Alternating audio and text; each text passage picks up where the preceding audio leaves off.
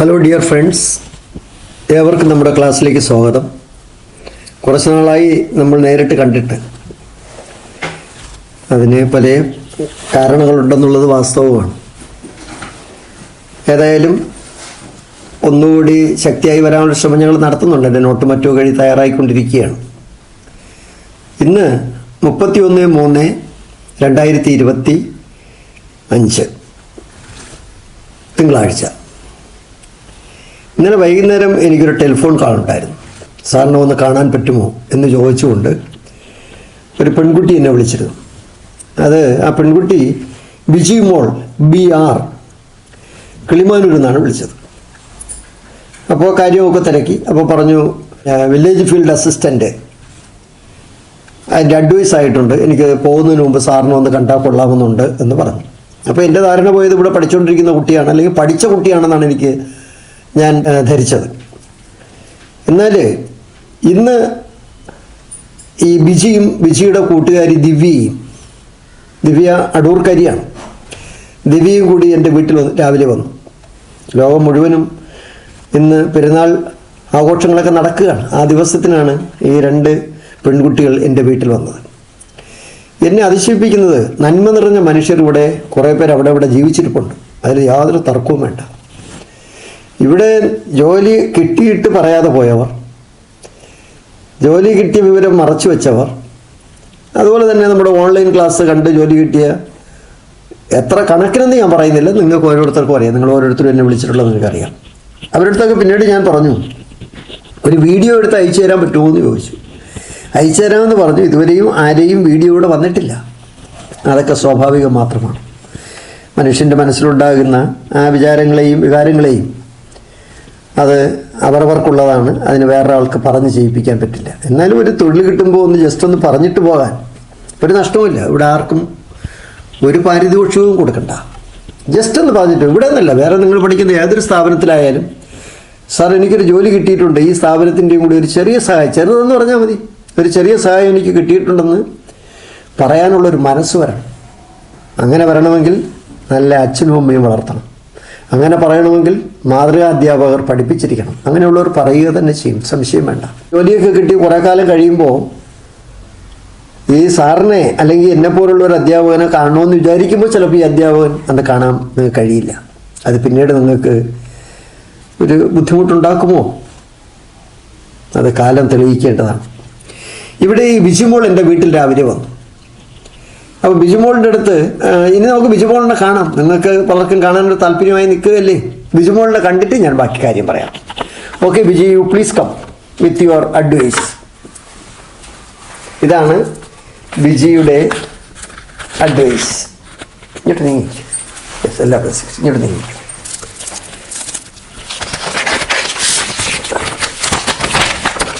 ഇതാണ് advice. Village field assistant 23,700, 52,600 land revenue department, Kannur ഡിസ്ട്രിക്റ്റിലാണ് ജോലി കിട്ടി പോകുന്നത്. ഇത്രയും പറഞ്ഞതിന് ശേഷം ബാക്കി കാര്യം പറയാം. എൻ്റെ വീട് അന്വേഷിച്ച് ഈ ബിജിമോളുടെ കൂട്ടുകാരി ദിവ്യയും കൂടെ ബസ് സ്റ്റാൻഡിൽ ഇറങ്ങി വീട് അന്വേഷിച്ച് വരികയാണ്. അപ്പോൾ വീട് തിരക്കി പിടിച്ചവരെൻ്റെ വീട്ടിൽ വന്നപ്പോൾ രണ്ടുപേരെയും ഞാൻ എങ്ങും കണ്ടതായി ഓർക്കുന്നില്ല. മറ്റേ എനിക്കൊരു ചെറിയ ഓർമ്മ വരും. കാരണം ഈ ക്ലാസ്സിനകത്തൊക്കെ എവിടെയെങ്കിലും ഞാൻ കണ്ടിട്ടുണ്ടെങ്കിൽ 1000 പേരിരുന്നാലും പിന്നീട് കാണുമ്പോഴത്തേക്ക് ആളിൻ്റെ ഫേസ് എനിക്ക് ഓർമ്മ വരും. ഈ ഫേസ് എനിക്ക് ഓർമ്മ വരുന്നില്ല. അങ്ങനെ വീട്ടിൽ വന്ന് ഞങ്ങൾ സംസാരിച്ചപ്പോൾ ഞാൻ ചോദിച്ചു, ക്ലാസ്സിൽ വന്ന ആളല്ലേ? അപ്പോൾ പറഞ്ഞു, സാർ ഞാൻ ക്ലാസ്സിൽ ഒരു പ്രാവശ്യം പോലും വന്നതല്ല. പക്ഷേ എൻ്റെ ഒരു കൂട്ടുകാരി ആ ദിവ്യയോട് നിൽപ്പുണ്ട്. ആ ദിവ്യ പറഞ്ഞാണ് ഞാൻ ഈ സാറിൻ്റെ ക്ലാസ് കാണാൻ തുടങ്ങിയത്. അത് കണ്ടു തുടങ്ങിയതിന് ശേഷം എൻ്റെ ജീവിതത്തിലുണ്ടായ മാറ്റങ്ങൾ, എനിക്കൊരു തൊഴിൽ കിട്ടിയപ്പോൾ സാറിനെ ഒന്ന് വന്ന് കണ്ടിട്ട് പോകണമെന്നുള്ള ഒരാഗ്രഹം, മറ്റ് ജീവിത പ്രാരാബ്ദങ്ങളും പ്രശ്നങ്ങളും എല്ലാം ഞാൻ ബിജിയുമായി സംസാരിച്ചിട്ടുണ്ട്. ബിജി MCOM കാരിയാണ്. വളരെ ബുദ്ധിമുട്ടായിരിക്കും ബിജി MCOM വരെ പഠിച്ചത്. ഭയങ്കര ബുദ്ധിമുട്ട് അനുഭവിച്ചിട്ടുണ്ടെന്നുള്ളൊരു സംശയം വേണ്ട. അതിൻ്റെ പശ്ചാത്തലങ്ങളെല്ലാം എൻ്റെ അടുത്ത് സംസാരിച്ചിട്ടുണ്ട്. എന്നാലും MCOM പാസ്സാവാൻ അയാൾക്ക് കഴിഞ്ഞു. MCOM വരെ പഠിച്ച് ഇപ്പോൾ ഒരു ജോലി ആയി. ഇനി കണ്ണൂർ പോയി ജോയിൻ ചെയ്യണം. അപ്പോൾ എന്നെ അതിശയിപ്പിച്ചത്, ഒരു പരിചയമില്ലാത്ത ഒരാൾ എൻ്റെ ഒരു ചെറിയ സഹായം കിട്ടിയെന്ന് പറയുന്ന ഒറ്റ കാരണത്താൽ എൻ്റെ വീട് തിരക്കി പിടിച്ച് വന്ന് ഇങ്ങനെ ഇവിടെ എത്തിയതിൽ ഏറ്റവും വലിയ സന്തോഷവും ഭാഗ്യവും ഞാൻ കരുതുന്നു. ഇന്നതൊരു പുണ്യ ദിവസമാണ്, ഇതൊരു പുണ്യ കർമ്മമായിട്ട് തന്നെ ഞാൻ കൂട്ടുകയാണ്. ഇനി നമുക്ക് എങ്ങനെയാണ് ബിജിമോൾ പഠിച്ചത്, ബിജിമോൾ എന്തുകൊണ്ടാണ് ഇവിടെ വന്നത്, ബിജിമോളിൻ്റെ കൂട്ടുകാരി സഹായിച്ചതിനെ കുറിച്ചൊരു നന്ദി വാക്ക്. ഭൂമിയിൽ ആരെല്ലാം ബിജിമോളിനെ എവിടെയെല്ലാം സഹായിച്ചിട്ടുണ്ടെങ്കിലും നമ്മളെ ഉപദ്രവിച്ചവരെ പറയണ്ട, സഹായിച്ചവരെ ഒന്ന് സ്മരിക്കാനുള്ള ഒരവസരമാണിത്. അതുകൊണ്ട് ബിജിമോൾ ഇനി നിങ്ങളടുത്ത് സംസാരിക്കും. നമസ്കാരം, എൻ്റെ പേര് ബിജിമോൾ. ഞാൻ കിളിമാനൂരിൽ നിന്നാണ് വരുന്നത്. ഞാൻ കുറേ നാളുകൊണ്ട് PSC പഠിക്കുന്നുണ്ട്. അപ്പോൾ യൂട്യൂബിലൊക്കെ ഇങ്ങനെ ഓരോ ക്ലാസ് കാണുന്ന വഴിക്ക് എൻ്റെ ഫ്രണ്ട് ദിവ്യയാണ് ഇങ്ങനെ ചക്രപാണി ക്ലാസ്സസ് എന്ന് പറഞ്ഞിട്ട് ഒരു ക്ലാസ് ഉണ്ട്, നല്ല ക്ലാസ്സാണ്, നീ അത് കണ്ടു നോക്കുമെന്ന് പറഞ്ഞിട്ട് ഒരു ക്ലാസ് എനിക്ക് അയച്ചു തരികയാണ് ചെയ്തത്. ഞാൻ ആദ്യം ഒന്ന് എല്ലാം കാണുന്ന വഴിക്ക് ഒന്ന് കണ്ടു. എന്നിട്ട് ഒരു ക്ലാസ് കണ്ടു, 2 ക്ലാസ് കണ്ടു, 3 ക്ലാസ് കണ്ടു. പിന്നെ ഇങ്ങനെ കണ്ടുകൊണ്ട് തന്നെ ഇരുന്നു. അപ്പോഴാണ് സാർ ഇങ്ങനെ നോട്ട് എഴുതി പഠിക്കുന്നതിൻ്റെ പ്രാധാന്യവും അതുപോലെ ക്ലാസ് ടെക്സ്റ്റ് ബുക്കുകൾ പഠിക്കുന്നതിൻ്റെ പ്രാധാന്യമൊക്കെ സാർ കൂടുതൽ ഇതിൽ പറയുകയൊക്കെ ചെയ്തിട്ടുണ്ട്. അപ്പോൾ അത് അനുസരിച്ച് ഞാൻ നോട്ട് ബുക്കുകൾ വാങ്ങി ഓരോ ക്ലാസ്സും ഇങ്ങനെ എഴുതി ഒത്തിരി ഞാൻ എഴുതിയിട്ടുണ്ട്. ബുക്കുകളിൽ എഴുതും, പഠിക്കും, വീണ്ടും അടുത്ത ക്ലാസ് കാണും, എഴുതും, പഠിക്കും. ഇങ്ങനെ ഉറക്കമേ ഇല്ല, അങ്ങനത്തെ ഒരവസ്ഥയിൽ വരെ എത്തിയിട്ടുണ്ട്. അപ്പോൾ സാറ് പറയും രാത്രി 12 മണി വരെയെങ്കിലും പഠിക്കണം, രാവിലെ 4 മണിക്ക് എഴുന്നേൽക്കണം എന്നൊക്കെ പറയും. അപ്പോൾ ഇവിടെ 4 മണിക്ക് ക്ലാസ്, കറക്റ്റ് 4 മണിക്ക് ഓൺലൈൻ ക്ലാസ് വരുമായിരുന്നു. അപ്പോൾ അത് കാണാൻ വേണ്ടിയിട്ട് കൂടെ രാവിലെ എഴുന്നേക്കും. പിന്നെ ഇത് തന്നെയായി ജീവിതം തന്നെ. അപ്പം അത്രയും ജോലി വേണം എന്നുള്ളത് എനിക്ക് അത്രയും വലിയ എൻ്റെ ആവശ്യമായിരുന്നു. ഞാൻ അവിടെ ഒരു ക്ലാസ്സിൽ പോകുന്നുണ്ടായിരുന്നു, പക്ഷെ അവിടെ കമ്പൈൻ സ്റ്റഡി മറ്റേ ഒരു കുഞ്ഞ് സെൻ്ററാണ്, ഒരു 10-15 പേരൊക്കെ ഉള്ളൂ. അവർ വന്ന് കമ്പൈൻ സ്റ്റഡി ചെയ്യും, പോവും, അങ്ങനെയൊക്കെയാണ് അവിടെ പോയിക്കൊണ്ടിരിക്കുന്നത്. നല്ലൊരു ടീച്ചറാണ് അവിടെ ഇത് നടത്തിക്കൊണ്ട് പോകുന്നതും. ടീച്ചറിന് അതിൽ വലിയ ലാഭമൊന്നുമില്ല, പക്ഷെ നമ്മളെ കുറേ പേരെ വിചാരിച്ചിട്ട് ടീച്ചർ ആ സ്ഥാപനം ഇവിടെ ചക്രവാണി ക്ലാസ്സസ് എങ്ങനെയാണോ അതുപോലെ തന്നെയാണ് അവിടെ നടന്നുകൊണ്ട് പോയിക്കൊണ്ടിരുന്നത്. അപ്പോൾ എനിക്കിതെല്ലാം കണക്ട് ചെയ്യാൻ പറ്റി. ചക്രപാണി ക്ലാസ്സസ്, പിന്നെ ഓൺലൈനിൽ ഞാൻ 2 ക്ലാസ്സസ് മാത്രമാണ് കണ്ടുകൊണ്ടിരുന്നത്. അതായത് നമ്മളെപ്പോഴും ചെയ്യേണ്ടത് എങ്ങനെയാണ്, എല്ലാം കൂടെ കാണുകയല്ല, ഏതെങ്കിലും നമുക്ക് പറ്റുന്ന ക്ലാസ്സുകൾ എടുത്ത് അത് എല്ലാം കാണുക, എല്ലാം കണ്ട് നോട്ട് എഴുതിയെടുക്കുക, പഠിക്കുക, അങ്ങനെയാണ് ചെയ്യേണ്ടത്. നമ്മളെല്ലാം ഓരോന്ന് കണ്ടുകൊണ്ടിരുന്നാൽ നമുക്ക് എങ്ങും എത്താൻ പറ്റത്തില്ല. അതേസമയം ഏതെങ്കിലും നമുക്ക് ഇഷ്ടപ്പെട്ട ഏതെങ്കിലും കുറച്ച് ക്ലാസ്സുകൾ, അല്ലെങ്കിൽ നമുക്ക് ഫോളോ ചെയ്യാൻ പറ്റുന്ന ഏതെങ്കിലും കുറച്ച് ക്ലാസ്സുകൾ എടുത്തിട്ട് 1, 2, 3 മാക്സിമം 3 ക്ലാസ്സുകളൊക്കെ ഫോളോ ചെയ്യുന്നതായിരിക്കും ഏറ്റവും നല്ലത്. എങ്കിൽ മാത്രമാണ് നമുക്ക് എല്ലാം കവർ ചെയ്യാൻ പറ്റത്തുള്ളൂ. ചക്രപാണി ക്ലാസ്സസ് എന്ന് പറഞ്ഞാൽ എനിക്ക് മറക്കാനേ പറ്റത്തില്ല. സാറിൻ്റെ ഇംഗ്ലീഷ് ക്ലാസ് മറക്കാനേ പറ്റത്തില്ല. സാറിൻ്റെ ഇംഗ്ലീഷ് ക്ലാസ് കണ്ടുകൊണ്ട് മാത്രം ഒരു പരീക്ഷയ്ക്ക് എനിക്ക് 18 മാർക്ക് വരെ കിട്ടിയിട്ടുണ്ട്. 20-ന് 18 വരെ എനിക്ക് കിട്ടിയിട്ടുണ്ട്. അത്രയ്ക്കും കോൺഫിഡൻറ്റോടെ ഞാൻ പല പരീക്ഷാ സെൻറ്ററിൽ നിന്ന് ഇറങ്ങി വന്നിട്ടുണ്ട്. ഇത് വില്ലേജ് ഫീൽഡ് അസിസ്റ്റൻ്റാണ് എനിക്ക് ആദ്യം വന്നത്. ഇനിയും വേറെ ലിസ്റ്റുകളിലൊക്കെ ഉണ്ട്, ഓരോന്നായിട്ട് വന്നുകൊണ്ടിരിക്കുകയാണ്. അപ്പോൾ സാറിനെ കാണാതെ എനിക്ക് ഒരിക്കലും, ഇപ്പം കണ്ണൂരാണ് ജോലി കിട്ടിയിരിക്കുന്നത്, കണ്ണൂർ എനിക്ക് പോകാൻ പറ്റത്തില്ല, സാറിനെ കണ്ടിട്ട് തന്നെ പോകാൻ പറ്റത്തുള്ളൂ. അപ്പോൾ ആദ്യം മുതലേ ഞാൻ ദിവ്യടുത്ത് പറയാം, എന്തെങ്കിലും ഒരു ജോലി കിട്ടുവാണെങ്കിൽ സാറിനെ വന്ന് ഞാൻ കാണും. ഇപ്പം എല്ലാ ടീച്ചർമാരെയും പോയൊന്ന് കാണണം. നമുക്ക് ഒരു കാര്യം സാർ എപ്പോഴും പറയും, നമ്മൾ ഒരു അറിവ് പറഞ്ഞു തന്നവരെ നമ്മൾ ബഹുമാനിക്കണം, പിന്നെ അവരോടൊരു നന്ദി ഉണ്ടായിരിക്കണം എന്ന് പറയും. ഞാൻ എൻ്റെ എല്ലാ ടീച്ചർമാരെയും പോയി കാണുകയാണ് ഈ ജോലി കിട്ടിയപ്പോഴത്തേക്കും. അപ്പോൾ ചക്രവാണി സാറിനും എൻ്റെ മനസ്സിൽ വലിയ ഒരു പ്രാധാന്യം തന്നെയുണ്ട്. എനിക്കിവിടെ വരാതെ, ഒരു സാറിനെ കാണാതെ എനിക്ക് പോകാനേ പറ്റത്തില്ല. അതുകൊണ്ടാണ് ഇവിടെ വന്നത്. പിന്നെ എനിക്ക് പറയാനുള്ളത് ഇത് തന്നെയാണ്, തുടർച്ചയായിട്ട് തന്നെ നിർത്താതെ തന്നെ പഠിച്ചുകൊണ്ടിരുന്നാൽ നമുക്ക് ജോലി കിട്ടും, ഒപ്പിടുന്നത് വരെ. അതുപോലെ ഈ ലിസ്റ്റ് വന്നപ്പോഴും അല്ലെങ്കിൽ റാങ്ക് ലിസ്റ്റ് വന്നപ്പോഴും ഒക്കെ ഞാൻ ആരോടും പറഞ്ഞിരുന്നില്ല. സാറ് പറഞ്ഞിട്ടുണ്ട്, നമ്മൾ ഒപ്പിട്ട് കഴിഞ്ഞാൽ മാത്രമേ നമുക്ക് ജോലിയാവും, റാങ്ക് ലിസ്റ്റ് വന്നതുകൊണ്ട് നമുക്ക് ജോലി ആവത്തില്ല. അതുകൊണ്ട് തന്നെ ഞാൻ ആരടുത്തും പറഞ്ഞില്ല. ഇത് അഡ്വൈസ് കിട്ടിയതിന് ശേഷമാണ് എല്ലാവരും അറിയുന്നതും. സാർ എപ്പോഴും അങ്ങനെയാണ് പറയുന്നത്.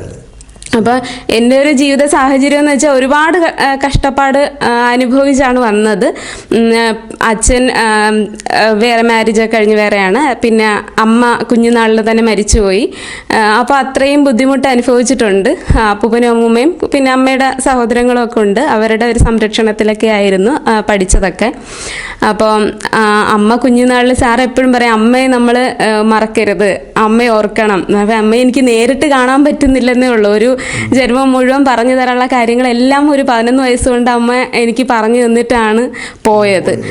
അതുകൊണ്ട് അത് തന്നെയാണ് മനസ്സിൽ. അമ്മ എപ്പോഴും പറയുന്ന പഠിക്കണം, മക്കൾ പഠിക്കണം, അനിയത്തിയെ നോക്കണം, ഇങ്ങനെയൊക്കെയാണ് പറയുന്നത്. അപ്പോൾ ഇത് ഒരിക്കലും നമുക്കൊരു തെറ്റിലോട്ട് പോകാനോ അല്ലെങ്കിൽ പഠിക്കാതിരിക്കാനോ നമുക്ക് പറ്റത്തില്ല. ഈ ഒരു വാക്കുകൾ തന്നെയാണ് ആ കുഞ്ഞുനാളിൽ തന്നെ ഇങ്ങനെ കേട്ട് അത് തന്നെയാണ് മനസ്സിൽ. പിന്നെ എപ്പോഴും ജോലി അത്യാവശ്യമായിട്ടുള്ളൊരു ഘട്ടം വന്നു. നമുക്ക് ആവശ്യമല്ല, ജോലി അത്യാവശ്യമാകുമ്പോഴാണ് നമുക്ക് ഉറങ്ങാതിരിക്കാനും പഠിക്കാനും നമുക്ക് തോന്നുന്നത്. ആ ഒരു അവസ്ഥയിൽ എത്തിയാൽ മാത്രമാണ് നമുക്ക് മുന്നോട്ട് പോകാൻ പറ്റത്തുള്ളൂ. അപ്പോൾ പെൺകുട്ടികൾ ആകുമ്പോഴത്തേക്കും വിവാഹപ്രായമാകുമ്പോൾ അതിൻ്റേതായ ചോദ്യങ്ങൾ വരും. നാട്ടുകാർ ചോദിക്കും, വീട്ടുകാർ ചോദിക്കും, നമ്മളെ ബുദ്ധിമുട്ടിക്കും ഒക്കെ ചെയ്യും. അതൊന്നും നമ്മൾ മൈൻഡ് ചെയ്യാനേ പാടില്ല. നമ്മുടെ ലക്ഷ്യം നമുക്ക് മാത്രമാണ് അറിയാവുന്നത്. അപ്പോൾ അതിലെത്തുന്നത് വരെ നമ്മളത് പഠിച്ചുകൊണ്ട് തന്നെ ഇരിക്കണം, നിർത്താതെ പഠിച്ചുകൊണ്ടിരിക്കണം. ഇപ്പോൾ ചക്രവാണി ക്ലാസ്സസിൽ എല്ലാ മെറ്റീരിയൽസും കിടപ്പുണ്ട്. എല്ലാം നമുക്കൊരു PSC പരീക്ഷ അല്ലെങ്കിൽ ഒരു ജോലി നേടിയെടുക്കേണ്ട എല്ലാ കാര്യങ്ങളും ചക്രവാണി ക്ലാസ്സസിൽ ഉണ്ട്. അത് നോക്കുക, എഴുതിയെടുക്കുക, പഠിക്കുക. ഇത് ചെയ്തുകൊണ്ട് തന്നെ ഇരുന്നാൽ മതി. വേറെ ഒന്നും നോക്കേണ്ട ആവശ്യമില്ല. നമ്മൾ ചുറ്റുപാട് നോക്കുവോ അല്ലെങ്കിൽ നമ്മൾ മറ്റുള്ളവർ എത്ര പഠിക്കുന്നു അല്ലെങ്കിൽ നമ്മൾ എന്ത് പഠിച്ചു, ഇതൊന്നും നോക്കണ്ട. നമ്മൾ എഴുതിയെടുക്കുക, പഠിക്കുക. ഇത് തന്നെ കണ്ടിന്യൂസ് ചെയ്തുകൊണ്ടിരുന്നാൽ മതി. രാത്രിയാകുമ്പോൾ ഉറക്കം വരത്തില്ല. രാവിലെ എഴുന്നേൽക്കുമ്പോൾ ഇത് ക്ലാസ് കാണാനുള്ള ഒരു അടുത്ത ക്ലാസ് എന്ത് കിട്ടും, അല്ലെങ്കിൽ അത് എഴുതിയെടുക്കണം, പഠിക്കണം, എത്ര പേര് കണ്ടു, അപ്പോൾ ഞാൻ കണ്ടില്ലെങ്കിൽ എന്നൊരു ഇത് വരും. അപ്പോൾ ആ ഒരു അവസ്ഥയൊക്കെ വരുമ്പോൾ നമ്മൾ തന്നെ അറിയാതെ തന്നെ നമ്മളെ നോളജ് ഇങ്ങനെ ഉയർന്നുകൊണ്ടേയിരിക്കും. അതിൻ്റെ കൂട്ടത്തിൽ നമ്മളെ സ്നേഹിക്കുന്നവരും നമുക്ക് ജോലി കിട്ടണമെന്ന് ആത്മാർത്ഥമായിട്ട് ആഗ്രഹിക്കുന്നവരുമുണ്ട്. അവർക്ക് എല്ലാവർക്കും കൊടുക്കാൻ പറ്റുന്ന ഒരു സമ്മാനമാണ് നമ്മുടെ ഒരു അഡ്വൈസ് അല്ലെങ്കിൽ ഒരു അപ്പോയിൻമെൻ്റ് എന്ന് പറയുന്നത്.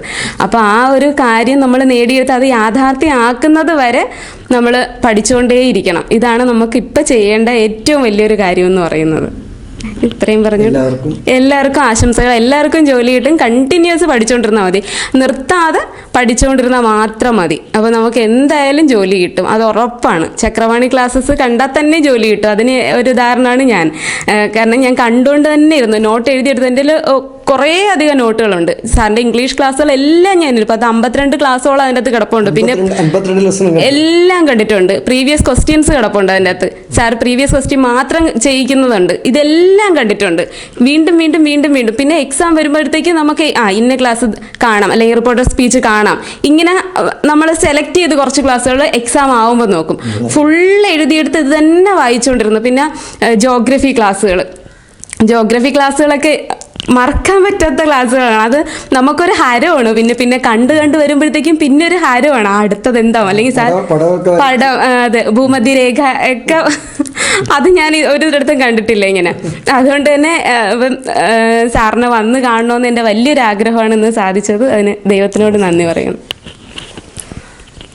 ഓക്കെ, ഇവിടെ ബിജിമോൾ പറഞ്ഞത് എല്ലാവരും കേട്ട് കാണും.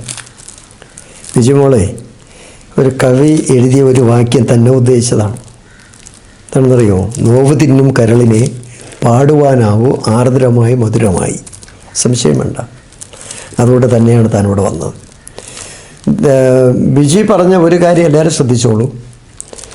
ഒരു ജോലി കിട്ടാനുള്ള സകല മെറ്റീരിയലും ചക്രവാണി ക്ലാസ്സസ് 2.0-യിലുണ്ട്. അത് കാണാതെ നിങ്ങൾ മറ്റ് സ്ഥലങ്ങളിൽ പോയി അലഞ്ഞു തിരിഞ്ഞ് നടക്കുകയാണ്. ഇതൊരു അറ്റത്ത് ഇരുന്ന് കണ്ടാൽ നിങ്ങൾക്ക് ജോലി കിട്ടും, തീർച്ചയാണ്. ഒരു പക്ഷേ ഇതിൻ്റെ പ്രസക്തി മനസ്സിലാക്കാൻ കുറേ കാലം കൂടെ എടുക്കുമായിരിക്കും. ആ മെറ്റീരിയൽ അവിടെ തന്നെ കിടക്കും, എന്നാലും നിങ്ങൾക്ക് കാണാൻ പറ്റും. വീണ്ടും ഞാൻ ബിജിയുടെ അടുത്ത് പറഞ്ഞു, ബിജി നമുക്കൊരു ഗ്ലാസ് വെള്ളം എന്ന ആളിനോട് പോലും ഒരു നന്ദിയും സ്നേഹവും പുലർത്തണം. നമ്മൾ മനുഷ്യരാണ്, മനുഷ്യർക്ക് മാത്രമേ പറ്റുള്ളൂ. വേറെ ഒരു ജീവിക്കും ഒരു നന്ദി രേഖപ്പെടുത്താൻ പറ്റില്ല. പക്ഷെ മനുഷ്യന് നേരിട്ട് നന്ദി രേഖപ്പെടുത്താൻ പറ്റും. അതുകൊണ്ട് ബിജിക്കും ബിജിയുടെ കൂട്ടുകാരി ദിവ്യ, മുന്നിലിപ്പോണ്ട് ദിവ്യയ്ക്കും, അവർ ഇന്നലെ തിരുവനന്തപുരത്ത് വന്നതാണ്, എന്നിട്ടാണ് ഇവിടെ വന്നത്. അവരൊരു ബന്ധുവിൻ്റെ വീട്ടിൽ പോയിട്ടാണ് വന്നത്. എല്ലാ ആശംസകളും നേരുന്നു. തീർച്ചയായിട്ടും KIS വേണ്ടിയുള്ള ശ്രമം നടത്തണം. പിന്നെന്താണ് പറയാനുള്ളത്? ഒരു ഗിഫ്റ്റ് ഉണ്ട്. ഒരു ഗിഫ്റ്റ് കൊണ്ടുവന്നിട്ടുണ്ട്. അപ്പോൾ ഗിഫ്റ്റ് എന്താണെന്ന് നോക്കാം. പൊട്ടിക്കട്ടെ. ഇത് ഒരു ഗിഫ്റ്റാണ്. ഗിഫ്റ്റ് ഞാൻ പൊട്ടിക്കുകയാണ്. എന്താണെന്ന് നമുക്ക് നോക്കാം.